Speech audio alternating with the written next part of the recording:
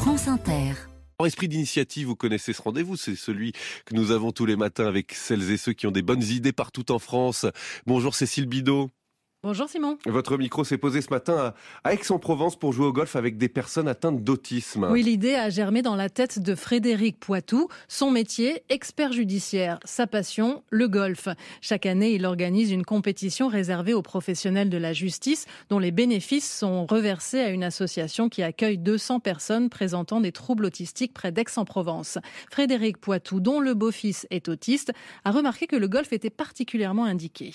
Alors c'est un geste qui doit atteindre la perfection, et c'est la raison pour laquelle c'est adapté aux autistes, parce que ça leur impose un rituel avec une gestuelle parfaite, 1000 fois, 2000 fois, 10 000 fois répéter le même geste. Deuxièmement, c'est un sport qui se pratique en plein air, donc il n'y a pas de perturbation sonore ni de perturbation de lumière qu'on trouve dans les salles de sport comme les gymnases. Par ailleurs, il y a un objectif unique qui est de taper dans la direction du drapeau. C'est quelque chose qui apaise beaucoup les autistes. Et enfin, il y a le principe de la ligne droite. 1000 fois répéter le même geste, c'est le quotidien de Thomas Colombel, 21 ans, dont l'autisme a été diagnostiqué à l'adolescence. Il vient de devenir golfeur professionnel chez les Valides. Il est aussi numéro 1 français de paragolf, une double casquette unique au monde. C'est une zone de confort qui est vraiment très agréable, d'être dans sa bulle, de se développer, de faire quelque chose qu'on aime. Quand on apprécie quelque chose, on s'y dévoue complètement, c'est limite un petit peu psychotique parfois.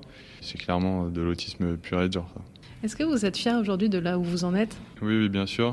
Alors le sportif d'un côté vous dira que j'ai toujours envie de faire mieux. J'ai quand même des difficultés qui ne sont pas à négliger sur le plan émotionnel et la gestion de tournoi. Ça me rend d'autant plus fier quand j'y arrive.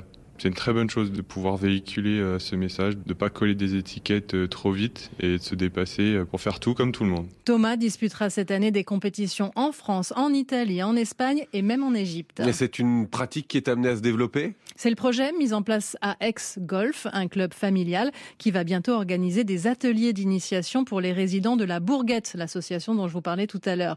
Alain Charpentier en est le vice-président. Je pense que le golf, cela de bien, c'est que les rapports ne sont pas obligatoires, mais ils peuvent quand même se trouver.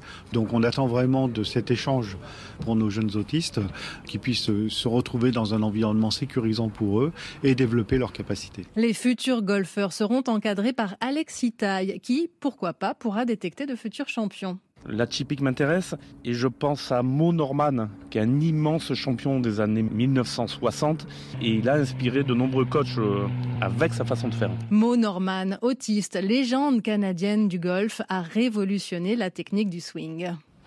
Voilà un beau coup pour conclure cet esprit d'initiative. Cécile Bidot, merci beaucoup. On réécoute comme d'habitude vos reportages sur franceinter.fr. À lundi, vous nous emmènerez où ? En Ariège, toute la semaine prochaine.